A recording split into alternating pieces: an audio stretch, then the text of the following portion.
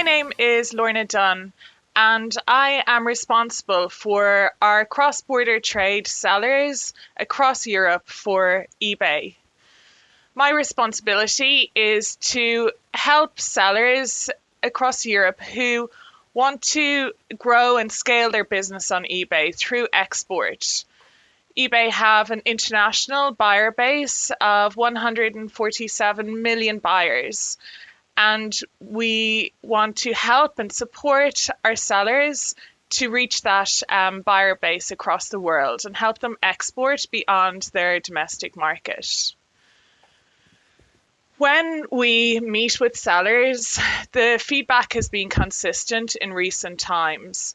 So regardless of where the seller is located across the European markets, feedback tells us that they want to re-engage with cross-border trade, but there has been a number of changes in recent years, and they find cross-border trade has become more complex and challenging to navigate. Brexit happened in recent years, plus there's also been a number of European regulatory changes which has had an impact on how sellers have to deal and face with tax, but also with customs. To help our sellers to really overcome these changes and to inform themselves and understand what's different about cross-border trade today and how they can export successfully and with confidence on eBay, we've invited along our friends from Avalara, who are going to help us hopefully become more informed on how we tackle these differences and how we do export today on eBay. So I'm going to hand over to Alex and Lindsay from Avalara. Thanks so much, Lorna, and hello, everyone. My name is Alex Borf. I'm Senior Director for Global Indirect Tax at Avalara. My role is to track all of the changing complex indirect tax legislation across the globe to ensure that Avalara, our products and our content are up to date, but also working with all of our customers and partners like eBay, to ensure that everyone can continue to trade cross-border despite all the challenges of tax and customs. Prior to joining Avalara, I spent 16 years working as an indirect tax advisor, so working with businesses, helping them enter new markets and navigate changing global VAT requirements. I'm really pleased to be joined today by my colleague Lindsay Robinson. Lindsay, would you like to introduce yourself? Thank you, Alex. Hello, everyone, and thanks for listening today. My name is Lindsay Robinson. I'm EMEA Customs Manager for Avalara, and my role is primarily directed at supporting our customers and driving our strategic direction for our cross-border products as solutions for our customers as we open up borders across the world. I have just over 20 years experience within global trade compliance within business and industry, and that it was throughout the entire supply chain. So I appreciate all the complexities that yourselves as listeners are experiencing today. Thanks, Lindsay. So first of all, who is Avalara? Very quickly, if you don't know who we are a tax software company founded and headquartered in the US, but today very much a global business. We have 20 offices around the globe in 12 different countries, with our EMEA headquarters in Brighton in the UK, but also with offices in London, Paris, Luxembourg, Germany, Romania. The list continues to grow.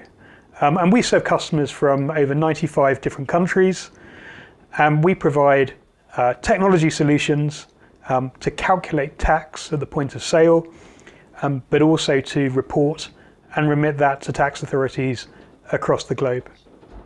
So today, we're going to provide a bit of a recap of the impact of Brexit.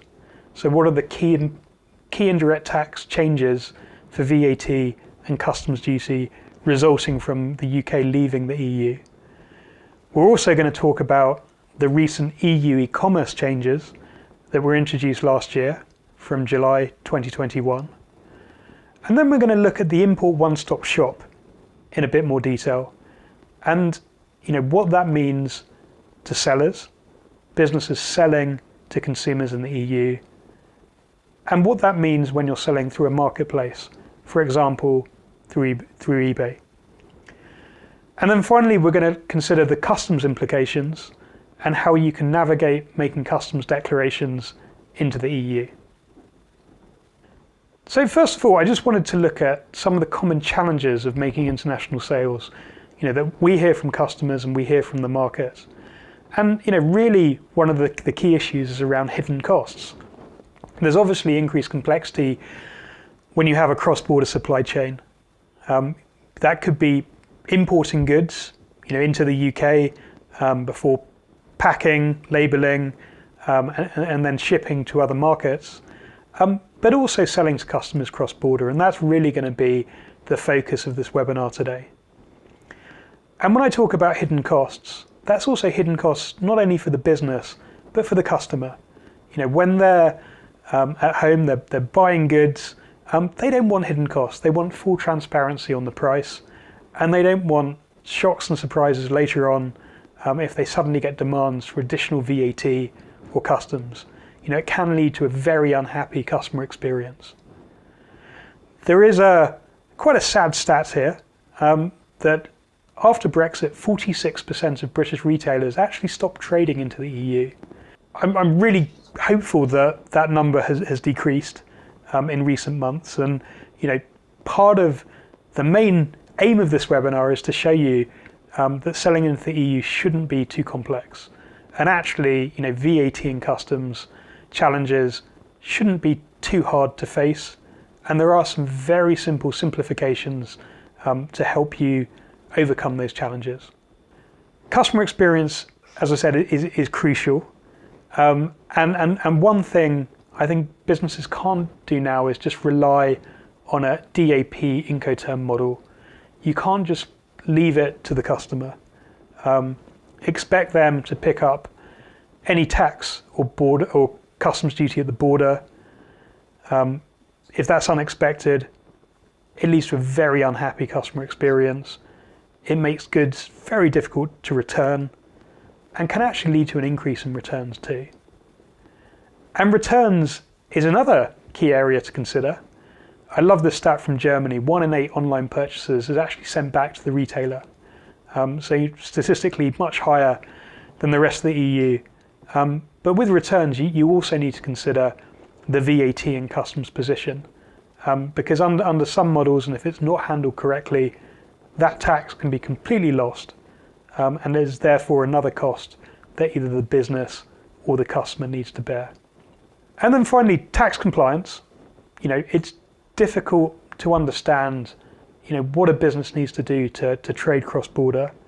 Particularly post-Brexit, there's been a lot of myths, a lot of uncertainty, and that put a lot of businesses off selling cross-border.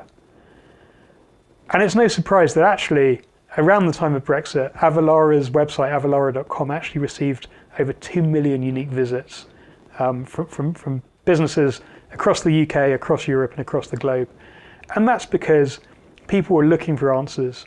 There was a lot of confusing and conflicting information from a variety of sources.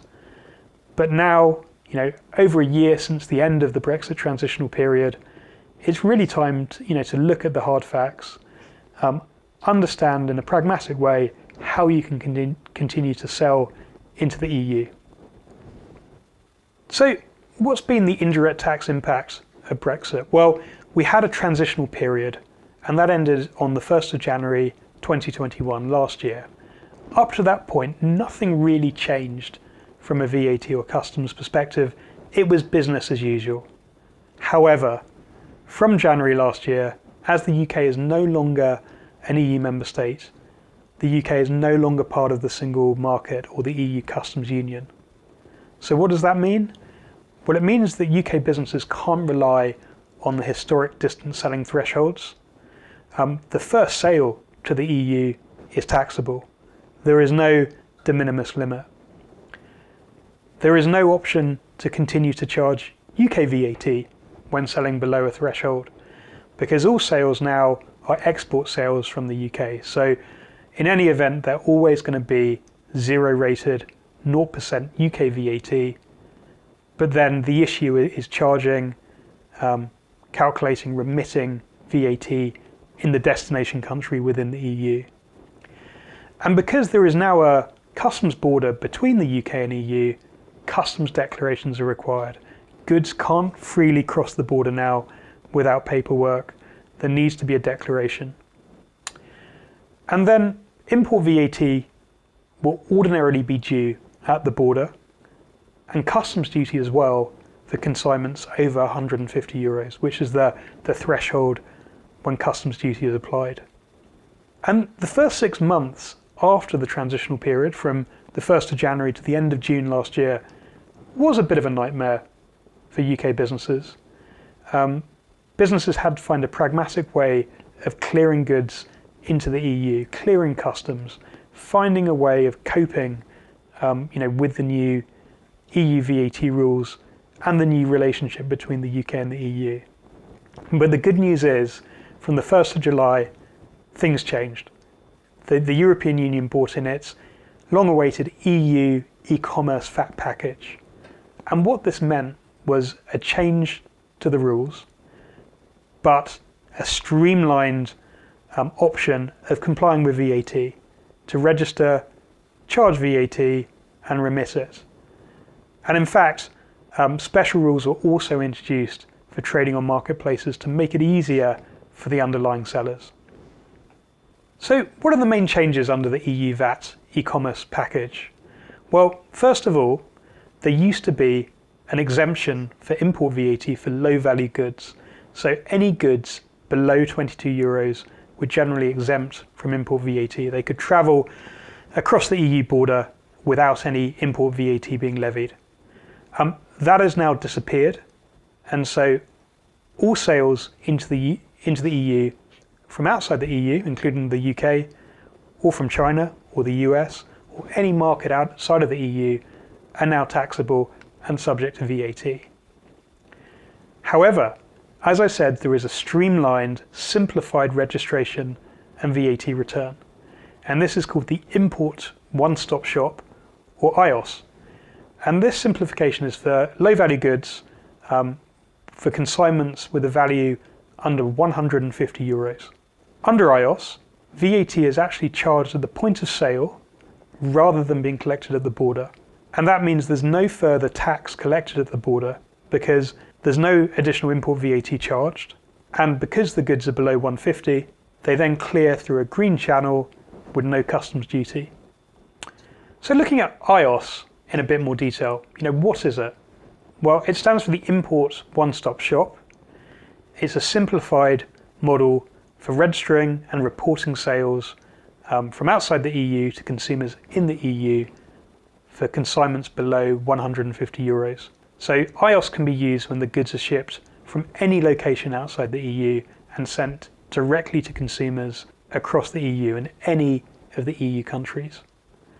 There's simplified reporting and payment, so instead of having to register in each individual EU member state across the 27 EU countries, you can actually just register in one European member state and report sales across the EU through a single IOS return. And then instead of having to make multiple payments to every tax authority, again, it's just one single payment to one tax authority. And then that tax authority actually divvies up the payments and the tax and sends it to the relevant tax authority. So why are businesses choosing IOS? Well, it's a great simple way to expand to new EU countries or extend sales in the EU.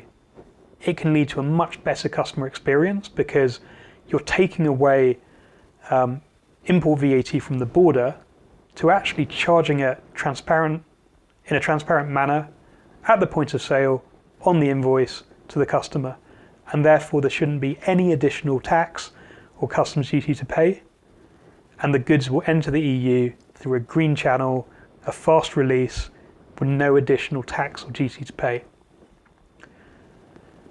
It also helps with returns.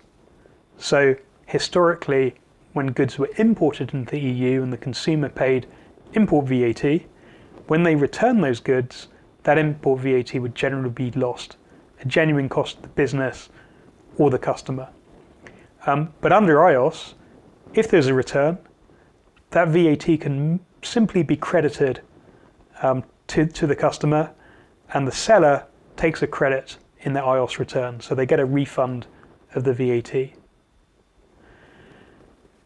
The reporting and payment requirements are also streamlined, and that really is a benefit. Rather than having to manage multiple VAT registrations across the EU, it's a single registration, the single iOS, the single import one-stop shop. So I've talked about iOS and how it is a streamlined simplification that makes selling to EU consumers much easier. And it's an easy way to navigate that customs border. But I also mentioned that there are simplifications when you sell through a marketplace. So the EU legislation on the e-commerce VAT package also brought in very specific rules that requires marketplaces themselves to be responsible for charging, reporting, and remitting VAT to the tax authorities. And therefore, if you, as a seller on a marketplace such as eBay, are selling low-value consignments from the UK direct to consumers in the EU, and those consignments are below 150 euros, eBay or the marketplace is responsible for reporting that VAT through that iOS registration and through that iOS return. So what does this mean? Well, it actually means that if you're an eBay seller and you're only selling on eBay, or you're only selling on marketplaces, and your goods are all under 150 euros, there is actually no general requirement to register for VAT or iOS in the EU. And instead, the marketplace, such as eBay, will charge, collect, and remit EU VAT based on the customer location.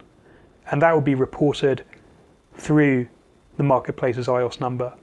So eBay will provide you as a seller with their iOS number, and that iOS number will be used for documentation and declarations, and that number will allow your goods to clear the customs border in the relevant European country without any import VAT being levied. So those goods should reach the customer in a fast, quick release without any additional taxes being due. So a much faster, streamlined process, and really removing a lot of the complexities. So I just wanted to compare the two models here. So if you're selling on a marketplace or you're selling through other channels. So other channels could, for example, be your own website where you're marketing and selling direct to consumers, not through a marketplace. So under both models, you will show VAT on the website so the consumer knows the full cost. If you're selling on a marketplace, it will be the marketplace, eBay's iOS number that's provided. That will be clearly shown on the invoice. It will be clearly shown on the import declaration that is submitted at the border when the goods are cleared. There'll be no additional import VAT levied at the border. And then if you're selling through your own website, through your own iOS number, you will consolidate all the data for all your sales through that channel, and that will be submitted by your intermediary. So for example, that could be Avalara, who will prepare the iOS return, submit that to the tax authority, and then make a payment on your behalf to that tax authority for all the VAT collected in the previous month. Whereas if you're merely selling on a marketplace or for marketplace sales, that role will actually be carried out by the marketplace. So eBay will be responsible for preparing that iOS return, submitting it to the tax authority, and paying all the VAT over. So just another quick reminder for omnichannel sales. So if you're making sales outside of a marketplace, you may need your own iOS number if you're selling goods under 150 euros. The use of iOS isn't compulsory if you're selling through your own website. It is if you're selling through a marketplace. But if you're selling through your own website, iOS does provide a much better customer experience. You can use it to avoid headaches at the border, any additional import VAT that would need to be payable by the customer, and it also helps with returns. You may also need to register for VAT if you're making sales of goods over €150 and you've agreed to supply those on a DDP basis to your customer. And that's why for goods over €150 on eBay, generally you will sell those goods DAP or arrange for your agent to pay over the import VAT and customs duty at the border on behalf of the customer, so those goods clear the border. So iOS has now been in place for about 9 months now, and we're now getting some really powerful feedback from the European Commission, and overall it's been a really good success. So the e-commerce rule changes impacted about 1.2 million sellers across the EU. And just last month, 8,000 businesses have now registered for iOS. So there's a big difference there between 8,000 businesses and the 1.2 million businesses affected. And the reason for that is the marketplaces are actually taking the majority of the headache away. They're the ones that are registering for iOS. They're accounting for VAT on the vast majority of sales and imports into the EU. And the European Commission believe that iOS registrations now cover over 90% of low-value imports into the EU. The average transaction value under iOS is currently €32, so still relatively low. And just in the first 2 months, there were 20 million shipments under iOS, and that number has dramatically increased this calendar year. A few other stats, the top countries that businesses are using iOS to ship to: Germany, France, Italy, Ireland, and Spain. Probably not a huge surprise there, given the size of those economies.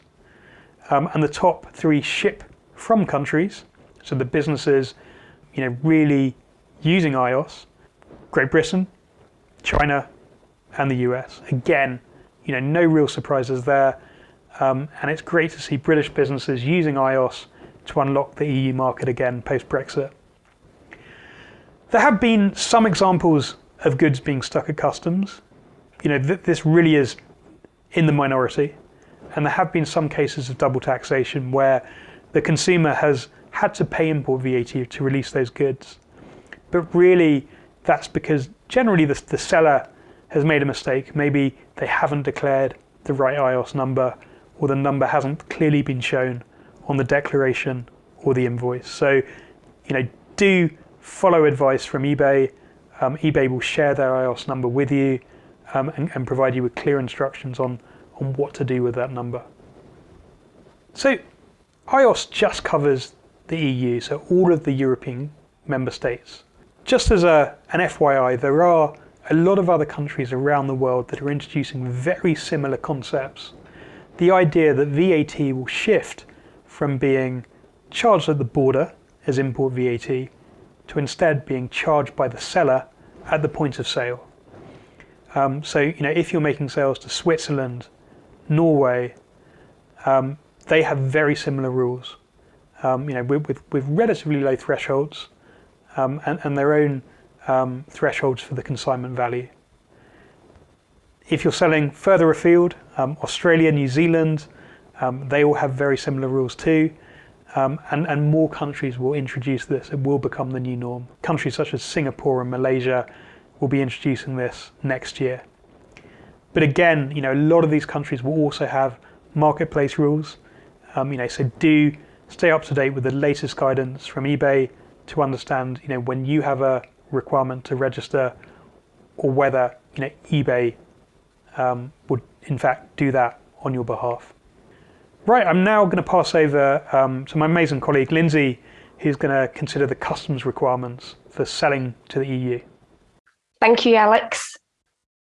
That was a great summary. Absolutely, Avios. And I think you really have stole the show there in terms of some of the customs complexities that are going to appear. But today, I'm not just going to focus on the below 150. I'm going to try and sweep just in the event that the consignments possibly just enter over the 150, and just some of those considerations as well that everybody should take into play. First up, I'm going to just do a quick summary. Given that eBay sellers tend to be quite intermediary, and they maybe could be passing on product that they themselves have imported or acquired, I wanted to touch just on some changes throughout 2022 that has affected some importing. And I'm going to pull a few out, so I am in terms of that. So we also removed the low value threshold for the UK for importing. So we did, and we moved to this £135. So we know now that we can use a reduced data set for our imports, but in the event your consignment falls above that, we should really be looking then at full import declarations. And those took place from the start of 2022. So they did. So just knowing the cross-border goods that you're moving and the data elements that are required in those customs declarations. Some of the other things coming into play throughout the year are the notion of pre-notification. So if you are maybe dealing with foods of animal origin, potentially just even food feeds, plants, those types of things, there are going to be a lot of pre-notification and pre-border checks. So there are that going to come in. So if you're maybe acquiring those from outside the UK for onward sale thereafter, just maybe try to get your head around those complexities to ensure that your supply chain isn't impacted. One of the key things coming into play in 2023 then is that the HMRC chief system is going to cease for exporting. So we're going to move into this new arena of the customs declaration service. So we are very much, we change our shift in focus from reference to box numbers and customs declarations to more the data elements. So we're starting to talk electronically, and iOS has almost brought that also into play. We see that rather than handwritten shorter customs declarations for postal consignments, we're now having to go online and put the data in so that those can electronically be submitted to customs. So the CDS system will be in play from April 2023. So it will, and it does affect how you report your information, and you may see some changes up throughout this time as people shift towards it, especially your couriers, your express couriers, or your postal consignments. So just bear in mind for those small changes that could maybe happen within fields that you need to provide the information. Then we move also in 2023 to the CE marked. So if you're moving goods that require product conformity and require CE marking, you should know that the UK CE mark is coming into play. And actually, UK stamped goods are no longer valid in Europe. So they're not, you need to be starting to think about transitioning. So when I talk about goods of product conformity, potentially you're working on you're selling toys, you're selling electronic goods, those types of things, ensuring that your product conformity is accurate and stamped up to date with what is required is pretty key. We have seen the introduction of the market surveillance come into play, and where we get more within the low value consignments of naturally customs wanting to give the green channel, the HS code will highlight the goods in which you're moving. So it is important, and they will know the product conformity rules surrounding those products. So just to be sure of that as you go into 2023, just to be prepared. So if you've ever, over the course of the last year, had the opportunity to just reach out into the border operating model, it gives great scenarios. And there has been 3 revisions to date, but it gives great scenarios of how goods are moving cross-border between the UK and Europe, and then vice versa, if you maybe have that within your supply chain. It gives a good summary of potentially export health certificates that you may be required to report, And I know that that potentially was some of the feedback with regards to licensing to eBay, in that the product now needs export health certificates. These are just online platforms that you report and you pre-notify. And I mean, as we look at all the data that you're starting to comply to complete export declarations, it's the same information that tends to be reported through these other platforms, these non-government based platforms that are more regulatory in terms of product conformity. I have mentioned just about the market surveillance, so just ensuring that we do have all our regulation for our products that are moving cross-border. We've now agreed, we have our TCA agreement, so origin rules start to take effect, so they do for UK, EU trade, and just to prepare, and we're going to touch on that as we move forward.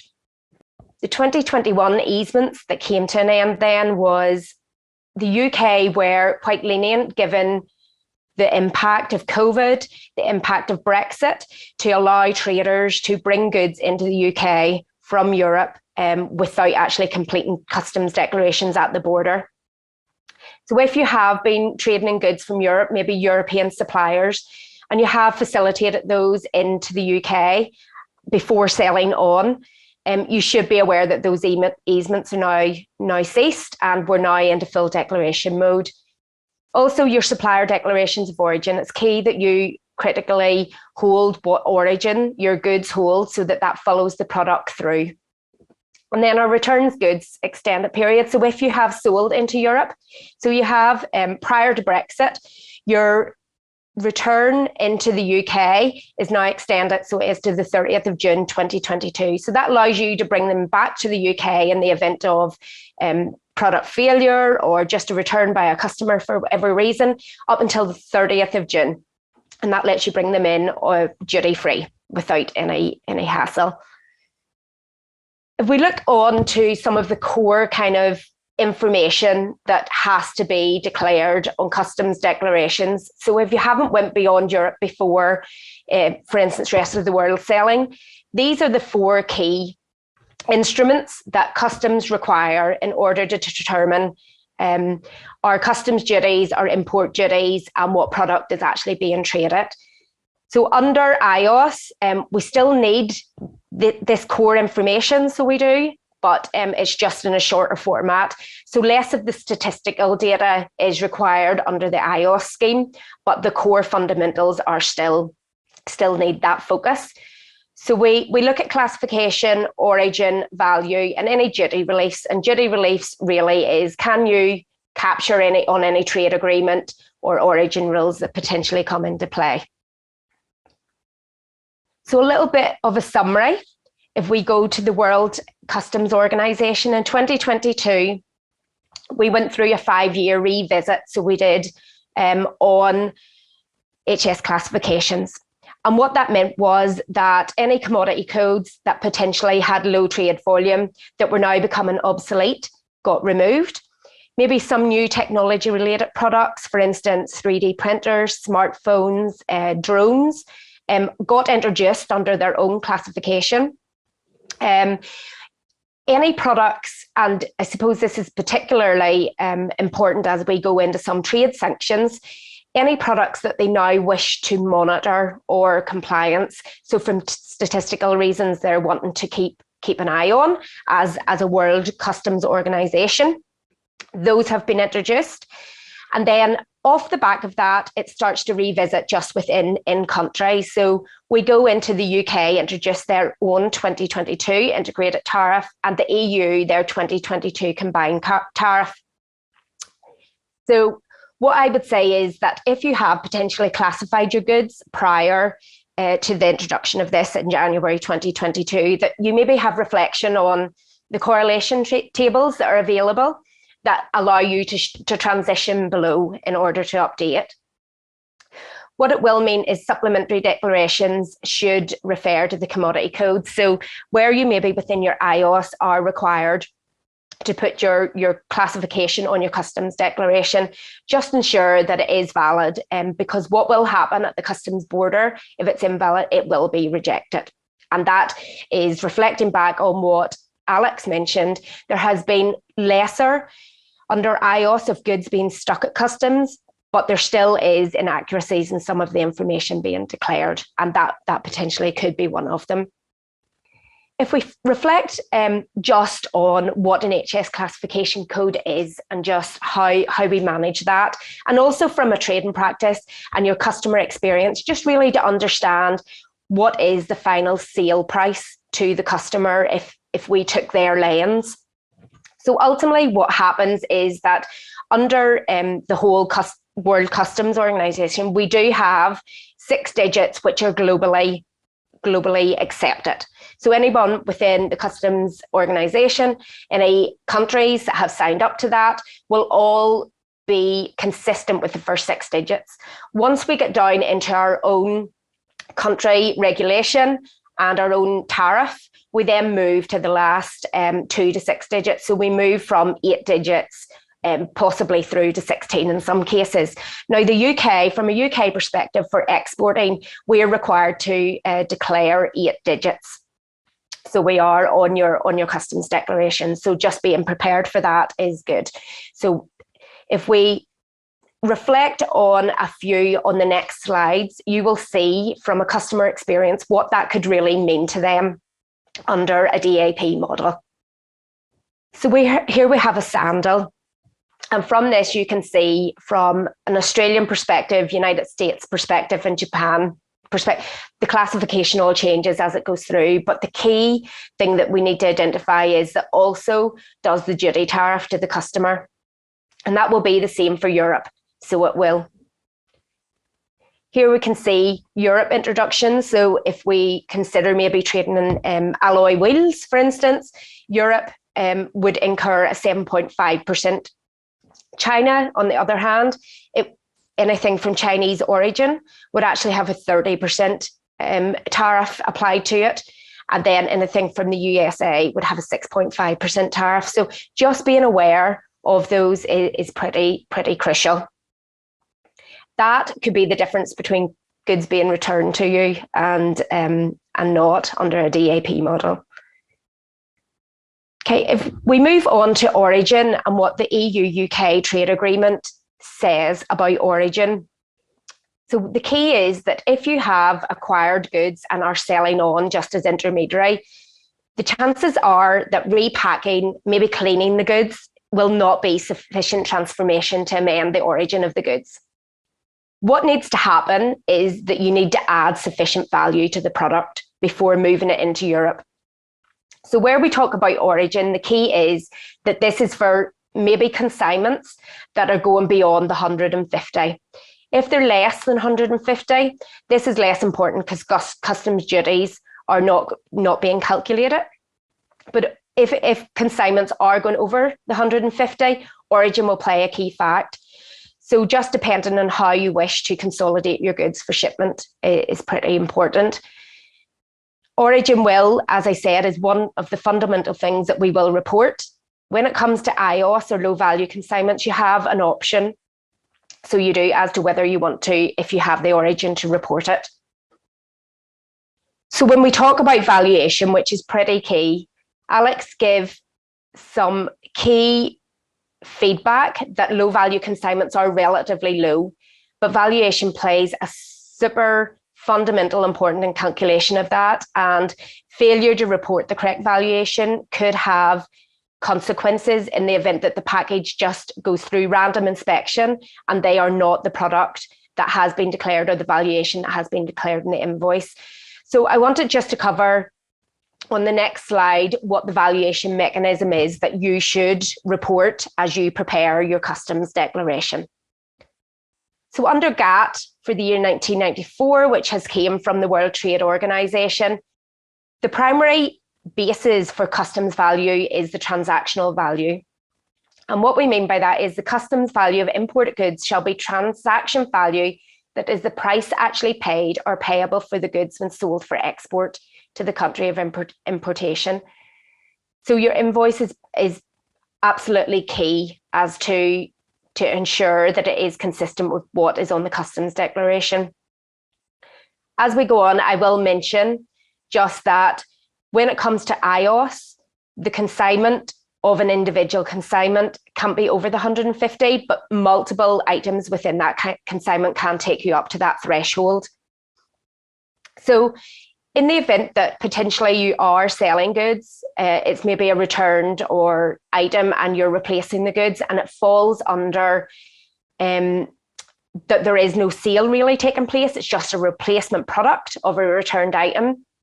Actually, this method 1 of transactional value would not suffice. And what you need to is identical value. You need to put a value on your customs declaration that is identical to what the goods are being shipped. So if you have a previous transactional value, that's a good reference point to know what you previously sold at. The alternative would be, well, what is that product on the market being sold at? So just when you're considering maybe your returns goods process and your replacement process, that you will move away from transactional value more to a replacement product valuation. So if we look at some of the custom declarations for the low value consignments, a single consignment is the same consignor to the same consignee and covered by the same transport contract. So that's key. You could have 10 items within that, but those 3 consistent tick box exercise need to happen for you to actually pass the IOS requirements.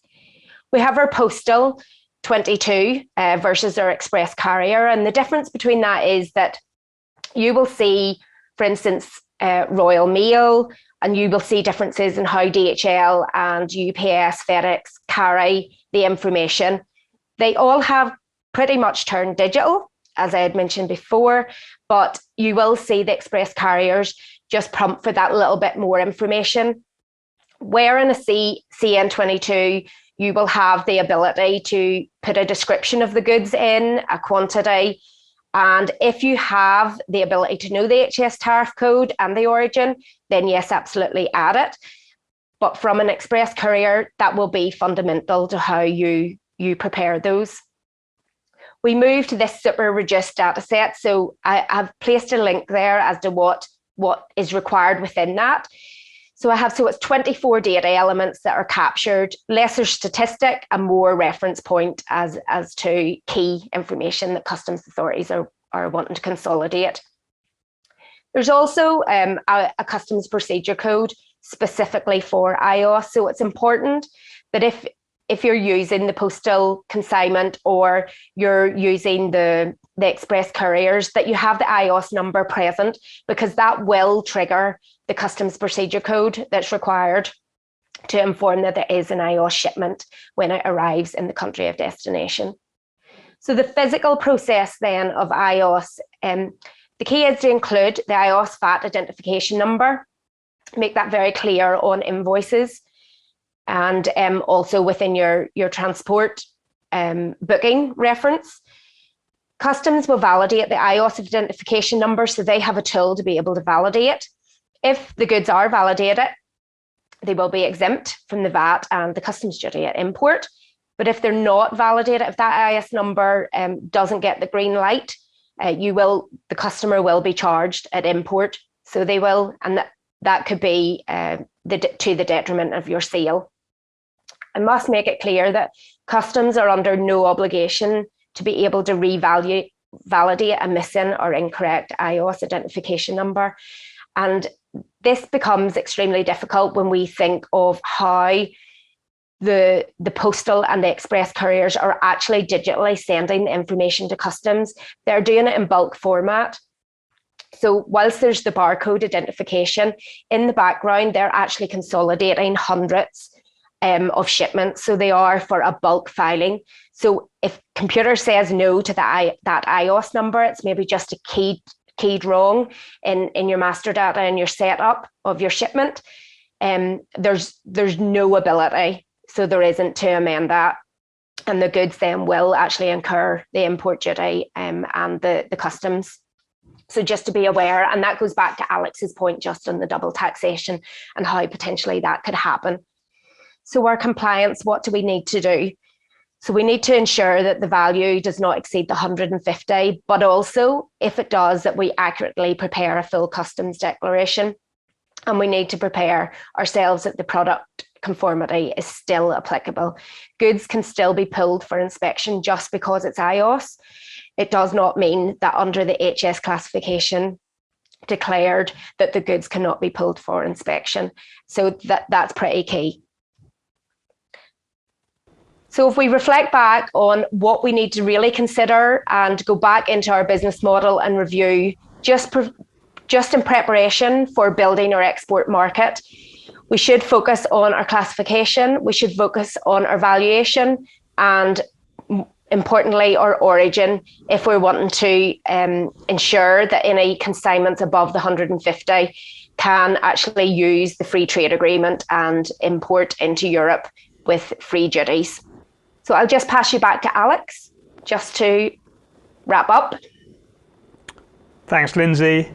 Really insightful. So I hope everyone found the webinar useful. We really tried to dispel myths that it is impossible to sell to the EU post-Brexit. And despite the additional indirect tax complexities that Brexit has caused, actually the EU's recent EU VAT e-commerce package has really simplified and streamlined how UK businesses can sell to EU consumers. And if you're selling goods under 150 euros on eBay or another marketplace, really most of the pain, the registration, the reporting is all handled by eBay, by the marketplace. If you do have omnichannel sales, do consider how you will continue to make those sales. Does it make sense to apply for an IOS number yourself? And just be aware of where you're making sales and the value. That transparency on your sales is really, really important. And as Lindsay said, even where there isn't customs duty because the goods are below 150, you'll still need to accurately classify those goods for the declaration. And then when the goods are over 150, it's even more critical because that commodity code is going to drive any customs duty that's due. You also need to ensure that you're meeting any of the origin requirements if you're looking to benefit from the UK-EU Free Trade Agreement. Again, I hope you found this useful and insightful, and wish you all the luck for trading and selling into the EU. Thank you. A big thank you to Alex and Lindsay for that fantastic content. I hope you all found it as insightful and informative as I did. There is no doubt that there is more complexity. However, the landscape is changing all the time, and I hope that this has really helped you gain the confidence and the insight which is needed to help you move forward and really progress or resume or restart your export business on eBay. To help you move forward from here, we've also prepared this link of resources, which we hope you can refer to, because every business is individual and your situation is unique. So these resources will hopefully help you to now take what you've learned today into action and to re-engage with export and reopen the opportunity that exists for you beyond your domestic market on eBay. Thank you again today for everyone's help.